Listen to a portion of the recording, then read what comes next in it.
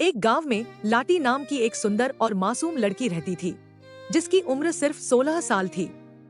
उसकी शादी एक फौजी से हो जाती है। फौजी उससे बेहद प्यार करता था, लेकिन शादी के अगले ही दिन उसे अपनी ड्यूटी पर लौटना पड़ता है। लाटी का दिल टूट जाता है, वह बहुत रोती है। 6 महीने बाद फौजी जब लौटता है तो देखता है कि लाटी बहुत बीमार हो चुकी है। वह उसे तुरंत डॉक्टर के पास ले जाता है। डॉक्टर बताता है कि लाटी को टीबी हो गया है और इलाज में बहुत पैसे लगेंगे। ये सब बातें लाटी छुपकर सुन लेती है और मन ही मन तय करती है कि वह अपने पति पर बोझ नहीं बनेगी।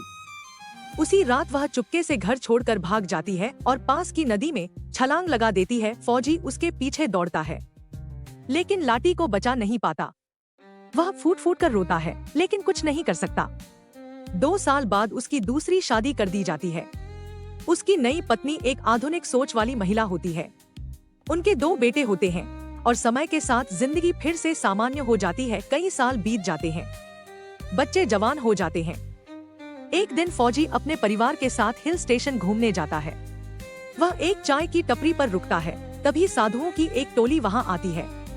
उसमें एक साध्वी बैठी होती है, जिसे देख फौजी हक्का बक्का रह जाता है।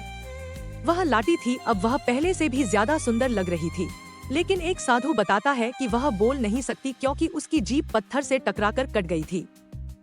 उसे वे लोग नदी किनारे बीमार हालत में मिले थे और उन्होंने उसे जड़ी बूटियों से ठीक किया। फौजी की आंखों में आंसू आ जाते हैं।